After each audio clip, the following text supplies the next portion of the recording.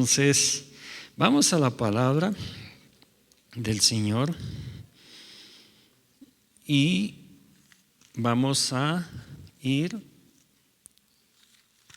al libro de Proverbios,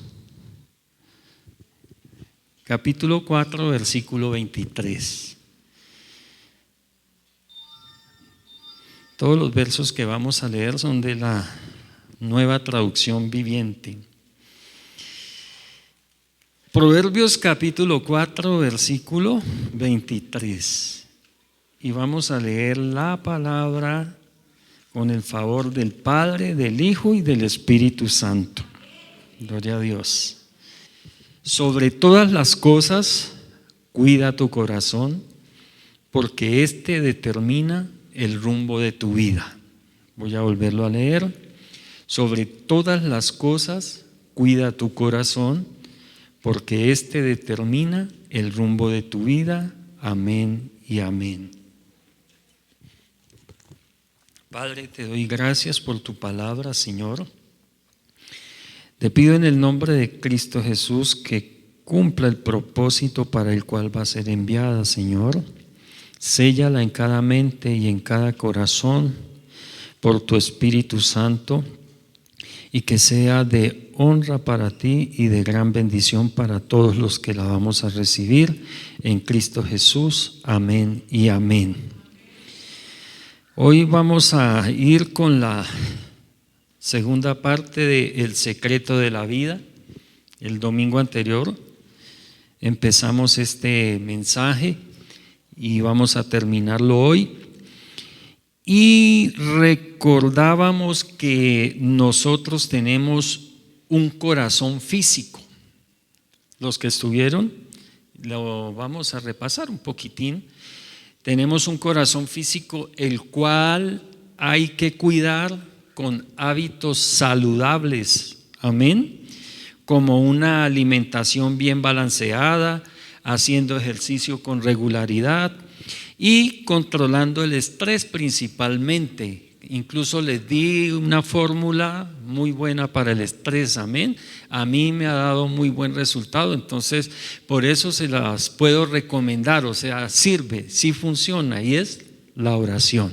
Entonces cuando estés muy estresado, ore y seguramente va a haber una mejoría en esa angustia que pueda estar pasando. Ahora, pero también tenemos, o decíamos que enseñábamos o recordamos que también tenemos un corazón espiritual que se llama alma. Y es a ese corazón que se está refiriendo la palabra que acabamos de leer. Sobre todas las cosas, cuida tu alma, podríamos decirlo de esa forma. Sobre todas las cosas, cuida tu corazón, porque este determina el rumbo de tu vida. Sobre todas las cosas, guarda tu alma, porque de ella depende nuestra eternidad. Sea la vida eterna con Dios o sea la vida eterna sin Dios. Entonces debemos cuidar esa alma, ese corazón espiritual al que se refiere la Escritura. Y así como el corazón físico manda señales de alerta cuando empieza a enfermarse, también nuestro corazón espiritual, nuestra alma lo hace. Nuestra alma también envía esas señales de alerta de que algo no está funcionando bien en ella. Y leamos lo que dice la palabra en Lucas capítulo 6, versículo 45. Dice la palabra así: una persona buena produce cosas buenas del tesoro de su buen corazón. Como quien dice, recordemos que el tesoro del buen corazón al que se está refiriendo la palabra es ¿qué? El alma, ¿cierto? Entonces, el alma. Entonces dice que una persona buena produce cosas buenas del tesoro de su buen corazón, y una persona mala produce cosas malas del tesoro de su corazón. Lo que uno dice brota de lo que hay en el corazón. Entonces, mira, una de las primeras señales que nos lleva a conocer cómo está mi alma, o aún cómo está el alma de una persona, es oyendo lo que habla. ¿Qué palabras pronuncia? ¿Qué dice? ¿Habla bendición o habla maldición? ¿Habla bien o habla mal? ¿Le da la gloria a Dios o no le da la gloria a Dios? Entonces, las palabras nuestras reflejan mucho lo que hay dentro de nosotros, o sea, lo que hay dentro de nuestra alma. Y en realidad ese es el secreto de la vida, como dice el título del mensaje. Recordemos que estamos hablando de a qué vida nos estamos refiriendo, no a la vida física, sino a la vida espiritual, a la vida eterna.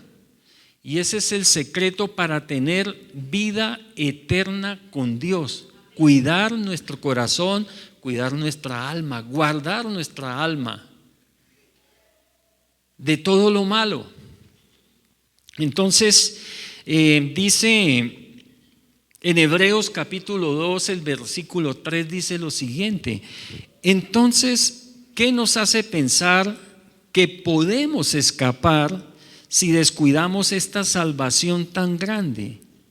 Recordemos, ¿quién determina? La salvación no la dio Dios, ¿cierto? Gratuitamente. Pero ¿quién o qué determina a qué lugar voy?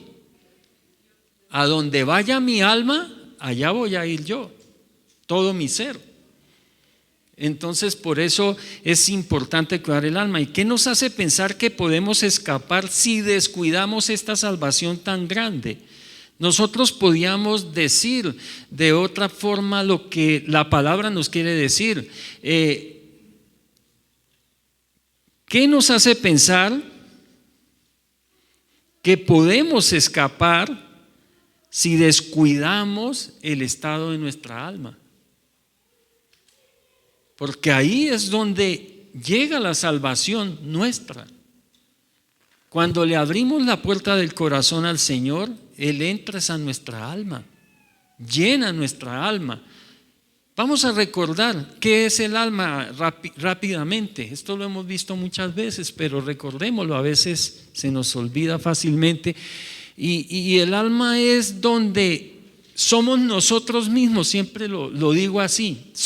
El alma somos nosotros mismos, pero sin el cuerpo. Eso es el alma. O sea, el alma es donde están nuestra mente, o sea, nuestros pensamientos, nuestros deseos, nuestras emociones, nuestros sentimientos, la voluntad, nuestros gustos, todo eso está en el alma, hacen parte del alma. Entonces, por eso el alma soy yo mismo, pero sin el cuerpo. Es la parte inmaterial que me representa a mí delante del Señor. Amén. Entonces, y hablamos el domingo también anterior de que hay otras señales de alerta. Hay unas señales de alerta como, uno, los malos deseos. Esos salen de nuestra alma. De acuerdo a nuestros deseos también podemos determinar en qué estado, qué tan saludable está mi alma. También los malos pensamientos. Un mal pensamiento se convierte en un mal deseo y un mal deseo se convierte en una mala acción. Entonces es muy importante, iglesia, lo que nos está diciendo la palabra. Y señales de una alma enferma o señales de un corazón enfermo, o podemos llamarlo de otra manera. Un corazón enfermo, un alma enferma es un alma endurecida o un corazón endurecido. Entonces vamos a ver señales de un corazón endurecido. Y leamos lo que dice la palabra en Mateo capítulo 13, los versículos 11 al 16. Dice así la palabra en su nombre: a ustedes se les permite entender los secretos del reino del cielo, les contestó Jesús, pero a otros no. ¿Alguien sabe quiénes son ustedes en esta palabra? Somos nosotros, todos los que le hemos abierto la puerta de nuestro corazón al Señor. A ellos, a nosotros se está refiriendo cuando el Señor dice: a ustedes se les permite entender los secretos del reino del cielo, o sea, a los discípulos del Señor, a los que somos discípulos de Él. Dice, les contestó, pero a otros no. A los que escuchan mis enseñanzas, a los que ¿qué? A los que escuchan mis enseñanzas se les dará más comprensión. ¡Qué bendición!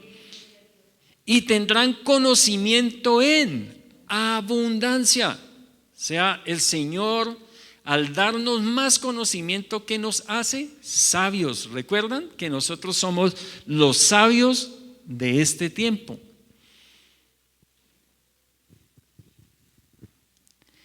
Y entonces sigue diciendo la palabra: pero a los que no escuchan se les quitará aún lo poco que entiendan. A los que no escuchan, afortunadamente nosotros escuchamos la palabra, ¿cierto? La recibimos. Por eso en el texto que leíamos el domingo anterior, el Señor nos hacía una recomendación tremenda. Decía: hijo mío, presta atención a lo que te digo, escucha atentamente mis palabras. No las pierdas de vista, dice el Señor. Déjalas llegar hasta lo profundo de tu alma, hasta lo profundo de tu corazón, pues traen vida a quienes las encuentran y dan salud a todo el cuerpo. Aquí nos está diciendo la palabra que no solo nos da la vida eterna, amén, sino que también mientras vivamos aquí nos dará salud, para que vivamos mejor. Entonces debemos confiar en lo que nos dice la palabra del Señor. Y dice el versículo 13 de Mateo capítulo 13 que estamos leyendo, dice: por eso uso estas parábolas. Los discípulos le preguntaron al Señor por qué usaba parábolas, y entonces Él les está explicando el por qué. Dice: pues ellos miran, pero en realidad no ven. Oyen, pero en realidad no escuchan ni entienden. Y es sorprendente con tantas evidencias que hay de la existencia de Dios, porque todo nos habla de la existencia de Dios, y cuántos hay que siguen empecinados negándolo, diciendo que no existe, que no lo hay. Entonces, por eso la palabra dice: de esa forma se cumple la profecía de Isaías que dice: cuando ustedes oigan lo que digo, no entenderán. Ya esos ustedes no somos nosotros, amén. Esos ustedes son los que no escuchan la palabra, porque nosotros somos los ustedes que escuchamos la palabra, que la recibimos. Entonces dice: cuando vean lo que hago, no comprenderán. Ese es el problema de no prestar atención a la palabra de Dios. Cerrar los oídos a la palabra es terrible, porque enferma el alma y nos lleva a la muerte eterna. Entonces sigue diciendo la palabra: pues el corazón de este pueblo está endurecido, el alma de este pueblo está endurecido, y sus oídos no pueden oír, y han cerrado los ojos así y han cerrado los ojos, así que sus ojos no pueden ver y sus oídos no pueden oír y su corazón no puede entender y no pueden volver a mí para que yo los sane. Por eso, el que no escucha la palabra de Dios, el que no le pone atención, no es solo oírla así por oírla, no, hay que colocar atención, hay que escucharla. Entonces, quien la escucha con atención la va a entender, amén. Y quien la entiende, entonces la obedece. Y cuando la obedecemos, el Señor nos sana y hace milagros, restaura vidas, trae salvación. Es grande lo que nos está enseñando el Señor. Y ya viene y nos habla a nosotros en el versículo 16, dice: pero benditos, iglesia, les hablo a ustedes. El Señor les habla a ustedes y me habla a mí en esta mañana. Benditos son los ojos de nosotros que escuchamos la palabra de Dios, que vemos a Dios, que vemos lo que Él hace. Dice: benditos son los ojos de ustedes porque ven y sus oídos porque oyen. Amén. Vemos a Dios en todo y le damos la gloria a Dios. Amén. Y oímos su palabra y la obedecemos. Entonces nuestros ojos y nuestros oídos son benditos. Recordemos que el alma enferma en una persona hace que proyecte en su comportamiento algunas cosas. Vamos a verlas rápidamente. Son muchas, pero vamos a decir algunas. 1, rebeldía. 2, insensibilidad. 3, incredulidad. 4, apostasía.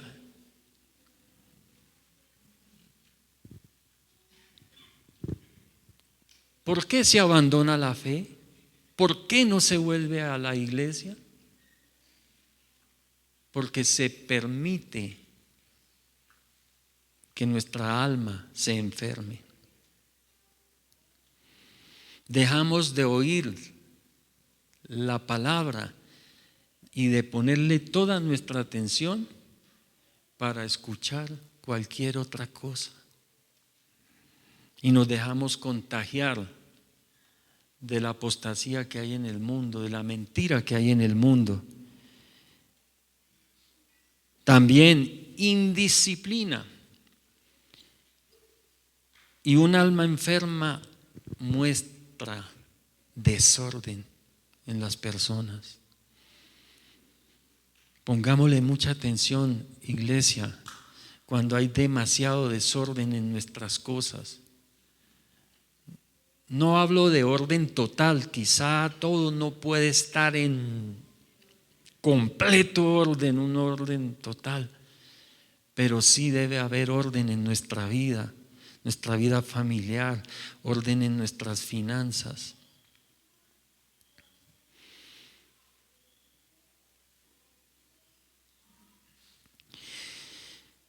Y yo escogí 3 emociones principales.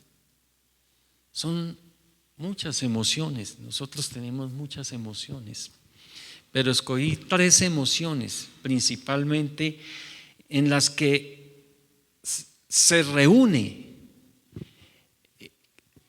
casi todo lo que enferma el alma. Y estas 3 emociones, al convertirse en sentimientos, que la emoción generalmente es algo pasajero, algo del momento que podemos sentir, sea alegría, sea tristeza, la emoción es más pasajera. El sentimiento, ya como lo dice la misma palabra, es algo ya que llega más profundo, que ya se siente y perdura más. Y estas 3 emociones, que al convertirse en sentimientos pueden enfermar de tal manera nuestra alma hasta llevarnos a la muerte espiritual. Y estas tres emociones son la culpa, el enojo y la codicia. La culpa, el enojo y la codicia. Miremos la culpa. La culpa es esa, hay muchas definiciones de culpa, muy parecidas, muy idénticas. Pero vamos a decir una definición de culpa: sensación interna permanente de haber hecho algo malo o de haber dejado de hacer algo bueno. Sensación interna permanente de haber hecho algo malo o de haber dejado de hacer algo bueno. Y hay algo que la culpa nos va a decir.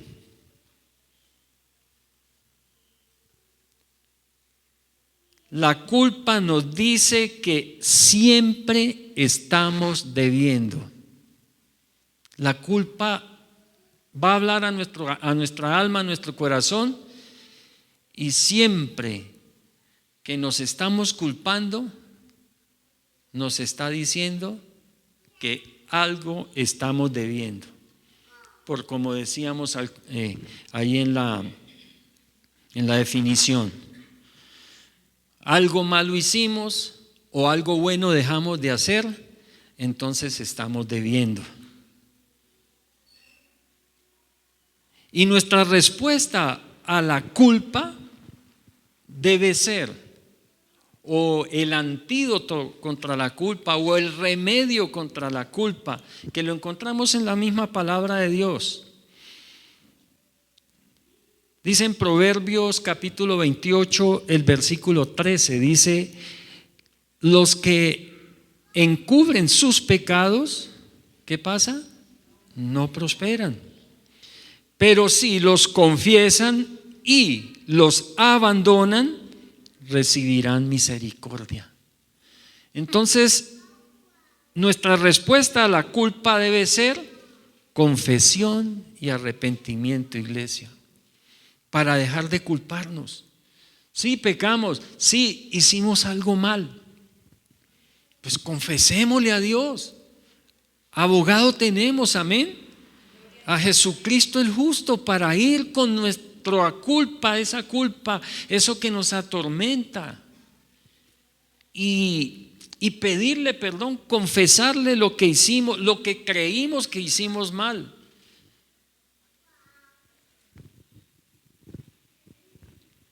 O confesarle eso que cuántos viven toda una vida atormentándose porque no hicieron algo y se amargan toda la vida porque dejaron de hacer algo. Yo por qué no me fui para no sé dónde, yo por qué no me casé con tal, y ya casado con tol y con hijos y todo.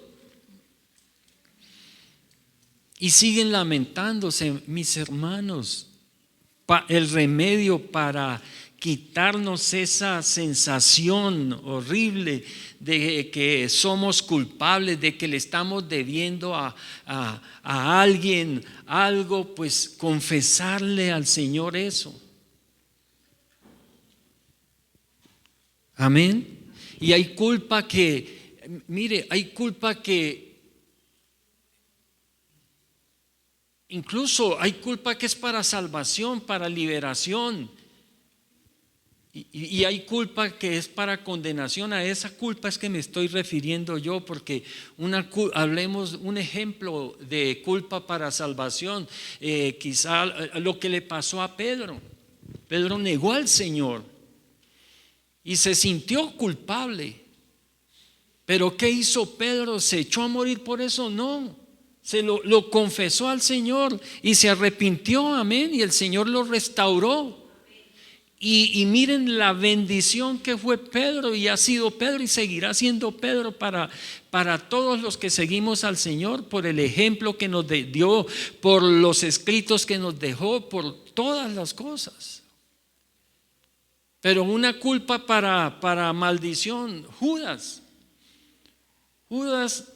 le pasó igual que Pedro, traicionó al Señor y tuvo la misma oportunidad de confesar su pecado y arrepentirse verdaderamente, pero dice que sintió remordimiento, dice alguna versión, incluso en alguna versión dice se arrepintió, pero fue algo que no bajó a su corazón, porque ¿qué hizo? Fue y se ahorcó, se quitó la vida por esa culpa.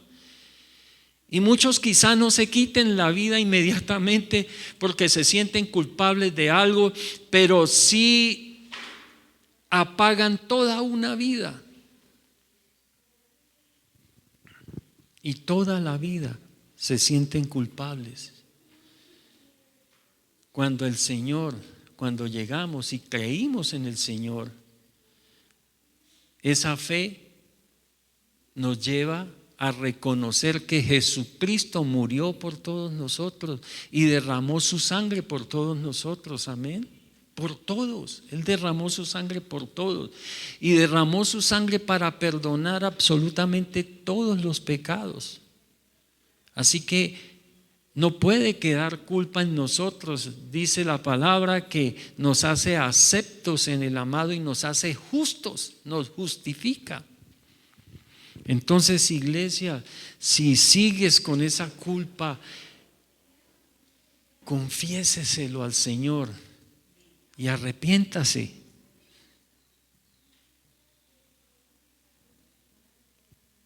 Arrepentirse es apartarse, porque si lo vas a seguir haciendo, pues no fue más que un simple remordimiento momentáneo, pero se confiesa al Señor el pecado, se confiesa al Señor la culpa, se arrepiente, se aparta y para adelante, amén. Y no digo que sean cosas que son fáciles de pronto, que no es sino hacer chasquear los dedos y ya se solucionó el problema. No, cada cosa para algunos es fácil, rapidito, pero para otros es más difícil y el proceso es más larguito, pero lo importante es que hay que empezar el proceso. Y el proceso para empezarlo de liberarse de la culpa es ir al Señor y confesarle. Amén. Entonces, segundo, el enojo. El enojo se manifiesta como una respuesta a situaciones que se perciben como injustas, amenazantes, frustrantes o que invaden nuestros límites personales. Voy a volverlo a leer. Se manifiesta como una respuesta a situaciones que se perciben como injustas, amenazantes, frustrantes o que invaden nuestros límites personales.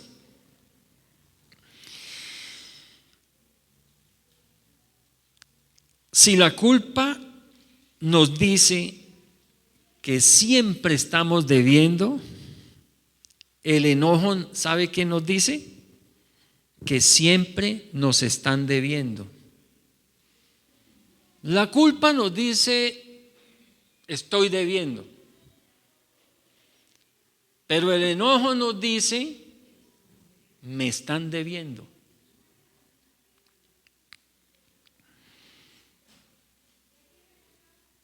El mayor peligro del enojo, porque nos podemos enojar, hermanos, cuando es una emoción del momento, algo nos sacó la piedra, ¿cierto?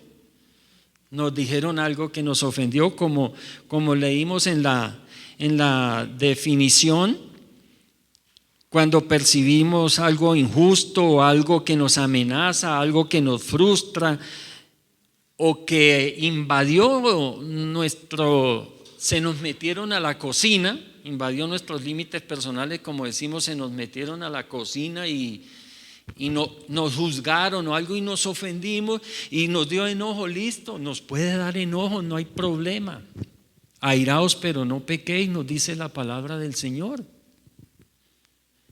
Pero el peligro del enojo es dejar que se convierta en amargura, iglesia. Si le damos rienda suelta al enojo y lo extendemos más allá de lo normal, de lo permitido por Dios, se puede convertir en amargura, y la amargura sí nos puede hacer mucho daño. La palabra de Dios nos dice en Hebreos capítulo 12, versículo 15, nos dice lo siguiente: cuídense unos a otros para que ninguno de ustedes deje de recibir la gracia de Dios. Tengan cuidado de que no brote ninguna raíz venenosa de amargura, la cual los trastorne a ustedes y envenene a muchos. ¿Cuántas familias, cuántos matrimonios, cuántas personas han sido destruidas por una raíz venenosa de amargura que empezó con un enojo, por una ofensa?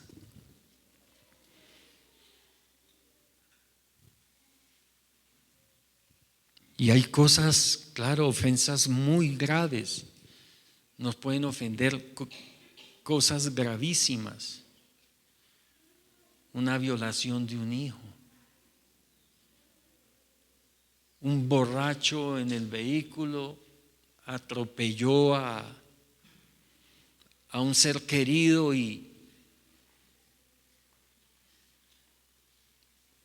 alguien no en sano juicio causó un accidente y un inocente perdió la vida. Y claro, eso causa primeramente ese enojo. Pero, iglesia, hay algo que el Señor hizo por nosotros que fue grande y poderoso. Él, siendo Dios, lo crucificamos en una cruz.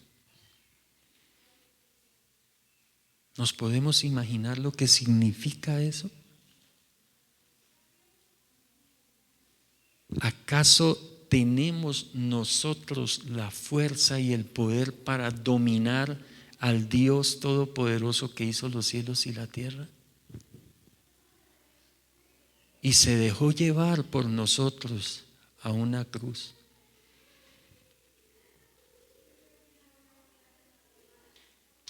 Y gravemente ofendido en el camino a esa cruz, desnudo lo crucificaron para que aún se sintiera avergonzado completamente. No fue cualquier cosa. Y desde esa cruz nos perdonó a todos. Desde esa cruz nos perdonó. Así que nuestra respuesta al enojo debe ser el perdón.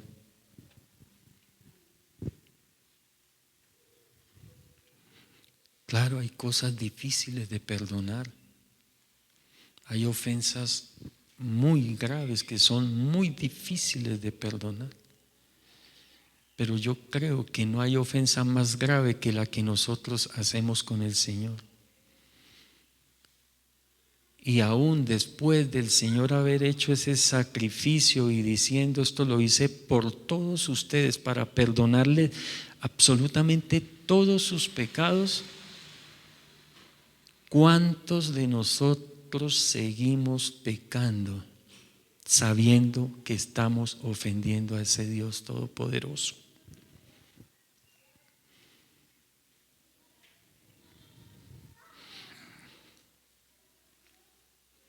Sí, el perdón en muchos casos es muy difícil. Y perdonar a un ofensor en muchos casos es muy doloroso. Pero iglesia, es más doloroso amargarse toda la vida y después irse al infierno. Eso es más doloroso. Porque si comenzamos el proceso del perdón,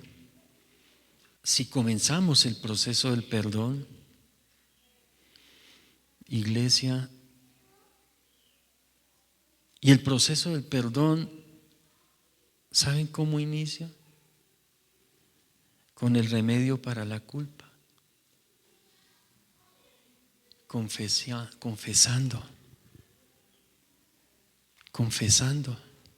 Señor, me hicieron esto, me duele, no puedo perdonar. Al Señor no le podemos mentir. No puedo perdonar, Señor, me es imposible perdonar.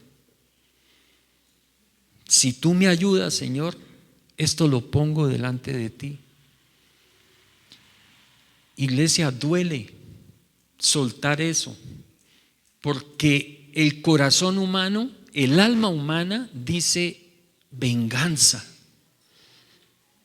El alma humana clama venganza, clama desquite. Nos dice nuestra alma que sufra el doble, que le pase el doble. Y claro, soltar eso duele. Pero mis hermanos, si iniciamos el proceso entregándole eso a Dios, confesándoselo al Señor, y un poco más adelante que empecemos a orar por ese ofensor, no necesitamos ir a la persona y decirle, mire, perdóname porque usted violó a mi hija. No. Nosotros confesemos ese dolor, ese enojo que tenemos, esas ganas de venganza, confesémoselas al Señor. Y el Señor empezará a darnos la paz para incluso ya un poco más adelante empezar a orar por esa persona que nos ofendió. Y el Espíritu Santo nos hablará y nos dará la fuerza para seguir dando los pasos necesarios. Y lo que el Espíritu Santo vaya colocando, lo vamos haciendo. Porque Él mismo nos va a dar la fuerza. Ese perdón abundante que Él tuvo en la cruz del Calvario, si confesamos ese enojo que tenemos, iglesia, el Señor mismo nos va a dar de ese perdón abundante que tuvo en la cruz del Calvario. Desde antes de la fundación del mundo, nos va a dar de ese perdón abundante para que no destruyamos nuestra vida. Como les decía, duele, claro, y va a haber un tiempo de dolor. Es como una herida, nos hacemos la herida y tiene un tiempo. Amén. Pero si empezamos a curarla, a sanarla, a hacerle su limpieza, sus cosas, lo que hay que hacerle, la medicina que se necesita para la sanidad de esa herida que nos abrimos, ella va sanando y la herida va cerrando. ¿Y qué pasa a medida que la herida va cerrando? Va doliendo menos. Y va a haber un día en que no va a doler más. Y hay heridas que cicatrizan y ni se ven, pero hay heridas donde siempre va a quedar la cicatriz, amén. Y la vamos a ver y vamos a recordar cómo nos causamos esa herida, pero ya no nos duele, amén. Ya no nos duele. Entonces, iglesia,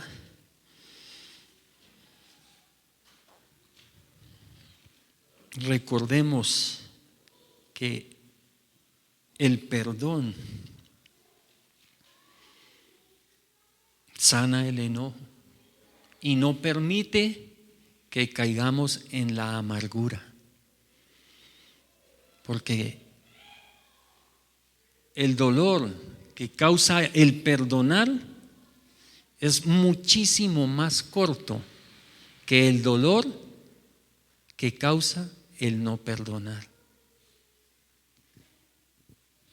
Porque es comparable a la misma herida que me hago. Pero todos los días voy y me paso el mismo cuchillo con el que me hice la herida. O la piedra, me golpeo con la misma piedra todos los días. ¿Qué va a pasar? Un día se me va a infectar, un día ya no va a sanar y me va a matar. Amén. Dice la palabra en Proverbios capítulo 17, el versículo 9. A mí me parece esa palabra es hermosa, iglesia. Grábesela en su mente. Proverbios 17, 9 dice: cuando se perdona una falta, ¿qué dice? Cuando se perdona una falta, qué linda es la palabra de Dios. Cuando se perdona una falta, el amor florece, pero mantenerla presente separa a los amigos íntimos. No perdonar destruye todo, no solo nuestra vida, sino la vida de todos los que estén alrededor de nosotros. Y si no nos alejamos de esa persona amargada, nos va a hacer mucho daño y no va a permitir que estemos bien en ningún momento. Quizás no nos destruya como tal, pero sí también es una piedra en el camino, que no nos deja estar contentos, no nos deja estar tranquilos. Estar al lado de un amargado, iglesia, es terrible. Yo creo que muchos han vivido quizá la experiencia de tener al lado una persona amargada. Llega un momento en que también como que uno ni sabe qué hacer, y puede ser la persona más querida, pero es tan terrible la amargura de una persona que los que están al lado, queriéndolo mucho, a veces dicen: uy, Señor, ¿por qué no te lo llevas ya? Que vaya a descansar y que nos deje descansar. Parece exagerado, hermanos, pero pasa. Tercero, la otra emoción ¿cuál es? La codicia. La codicia. Vamos a dar una definición de codicia: deseo intenso y persistente de tener lo que pertenece a otro. Decía Tomás de Aquino: la codicia es la negación de las cosas eternas por el bien de las cosas mundanas. La codicia es la negación de las cosas eternas por el bien de las cosas mundanas. En otras palabras, es darle mayor importancia a las cosas materiales que perecen que a las cosas espirituales que permanecen. Y hay una palabra en Santiago capítulo 4 versículo 4 que dice lo siguiente: dice: adúlteros, ¿no se dan cuenta de que la amistad con el mundo los convierte en enemigos de Dios? Lo repito: si alguien quiere ser amigo del mundo, se hace enemigo de Dios.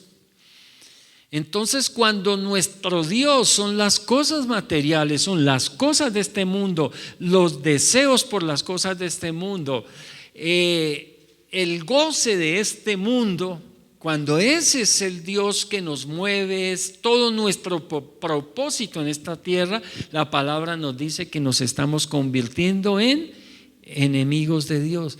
Porque para nosotros debe ser, como dice la palabra, buscar primeramente el reino de Dios y su justicia. Eso debe ser para nosotros el todo.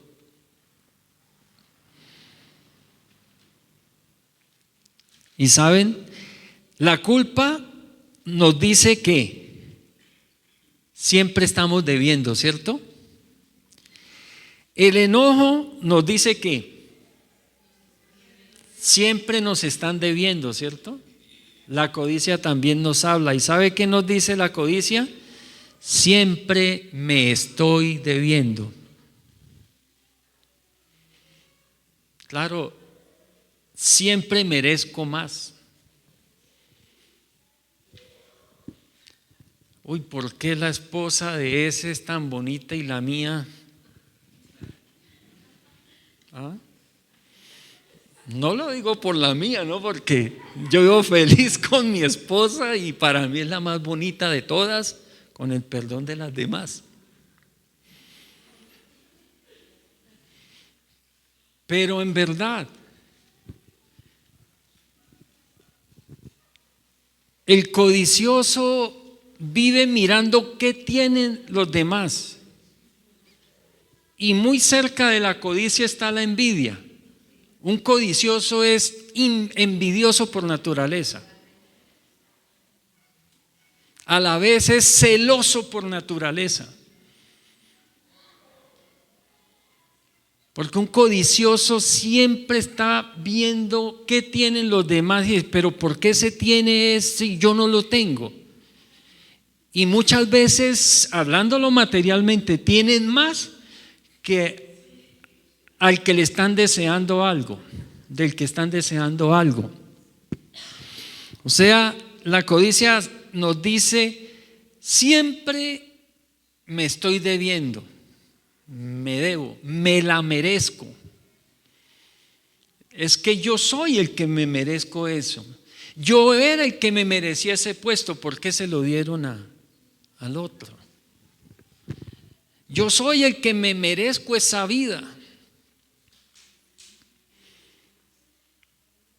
Y para no extendernos tanto, pues miremos cuál debe ser la respuesta nuestra a la codicia, para no permitir que esa emoción se convierta en un sentimiento que después se vuelva parte de nuestro carácter y nos destruya.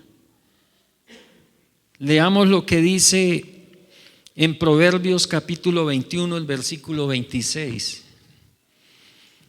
Hay quienes se la pasan codiciando todo el tiempo, pero a los justos les encanta dar. Les encanta dar. A mí en cierto momento me tocó como detener un poco a mi esposita, porque a mi esposita ella no le podían decir, ¡ay, tan bonita esa chaqueta!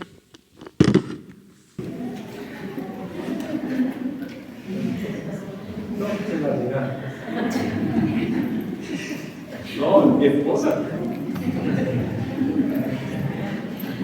Pero iglesia, En serio, a mi amor no le podían decir, ay, le había regalado unos aretes tan bonitos, Ala, y de oro. Y llegó una amiga y le dijo que tan lindos esos aretes, y de una vez se los regaló. Se los quitó y se los dio. Y sí, que es bueno dar. Y nuestra respuesta a la codicia debe ser la generosidad. Amén. Debemos ser generosos, debemos dar, pero hay que dar con inteligencia. El Señor también nos dice que por qué damos las perlas de Dios a los cerdos. Hay que dar con inteligencia. Pero de verdad que no seamos tan inteligentes que nunca demos. Sí, porque nosotros a veces nos pasamos de vivos. Hay gente que diezmaba y ante una predicación de que hoy en día, y estoy preparando un mensaje bien hermoso sobre el diezmo y yo sé que a ustedes les va a gustar mucho. No les digo cuándo porque ese día vienen muy poquitos. Pero ante una predicación como que el diezmo no es obligatorio en este tiempo, muchos dejaron de diezmar. Pero no recuerdan que la bendición del diezmo sigue vigente. Y el que no diezma está trabajando en sus fuerzas. Y claro, si se esfuerza, conseguirá cosas. Pero es que se consigue más teniendo el favor de Dios. Se consigue más. Entonces, mis hermanos, para no volvernos codiciosos, aprendamos a ser generosos. Aprendamos a ser generosos. La palabra dice: al que te pida, dale. Pero todo el contexto de la palabra nos enseña a ser inteligentes para dar. Pero como les decía, no cayendo en tanta inteligencia que no demos. Sabemos que es bueno y todo, y que debemos dar, pero ya para todo, no, siendo inteligente a ese no le debo dar porque tal cosa, siendo inteligente hasta no le debo dar porque no sé qué, siendo inteligente no debo diezmar porque el pastor se compra chaqueta de pana.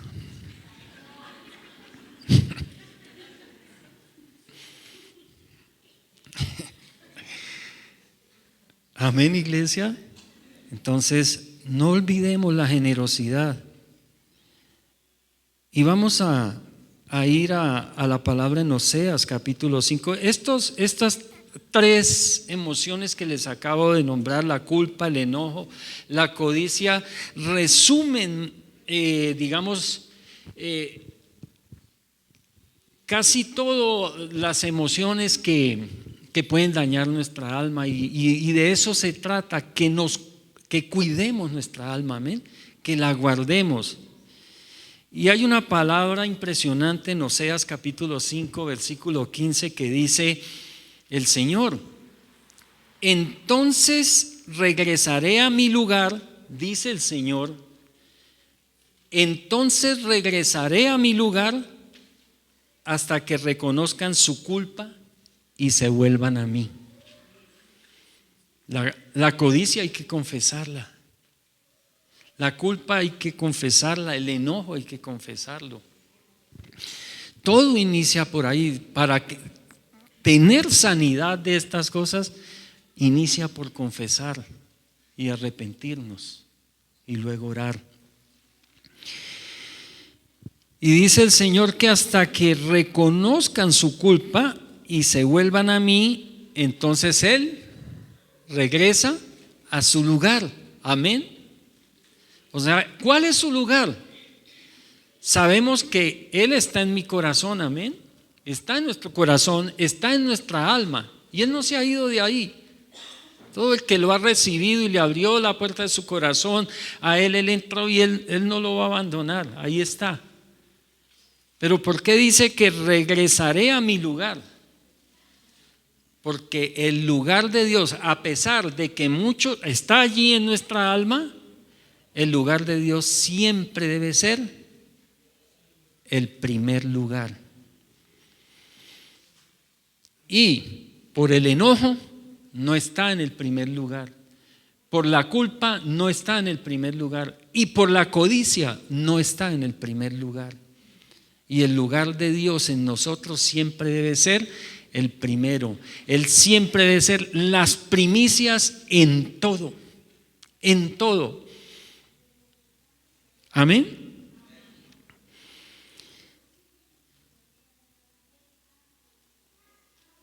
Dice lo que nos recuerda la palabra, ahí en Oseas dice, díganme si no es así, iglesia. Pues tan pronto lleguen las dificultades, me buscarán de todo corazón. Cuando pierdan el empleo, cuando perdamos el empleo, cuando la situación en el mundo se ponga bien tremenda, el que 10 veces ha jurado que cuando le den el empleo va a diezmar, vuelve y jura que si se lo vuelven a dar, ahora sí, se lo dan. Y muchas veces, a veces cree uno que sucedió el rapto porque se desaparecen. ¿Y de qué forma?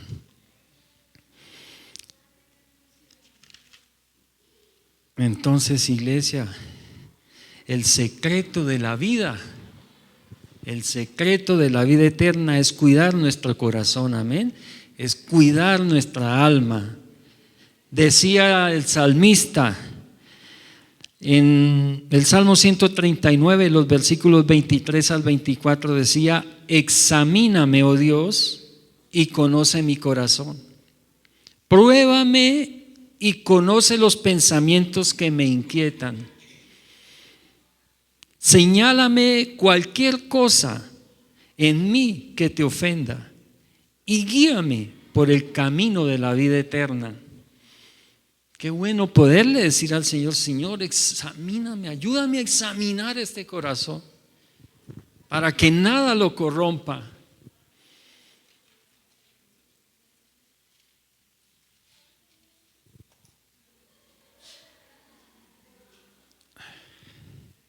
Me decía alguien, yo sé,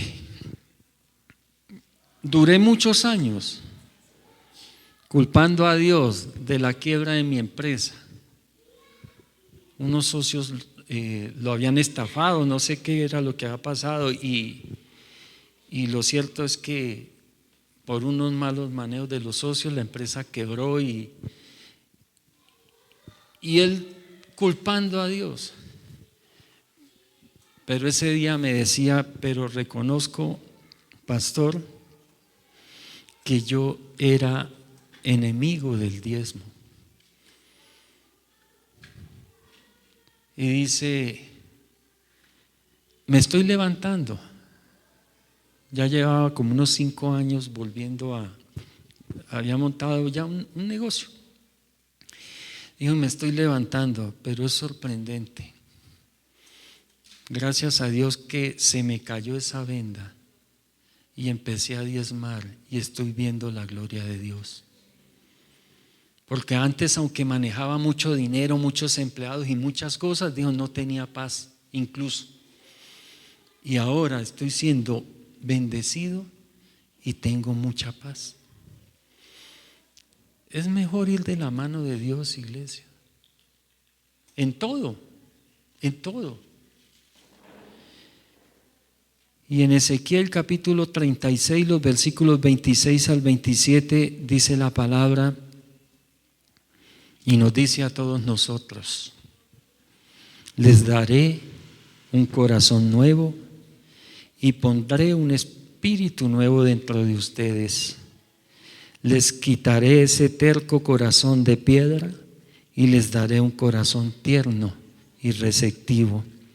Pondré mi espíritu en ustedes para que sigan mis decretos y se aseguren de obedecer mis ordenanzas. El Señor les continúe bendiciendo, iglesia.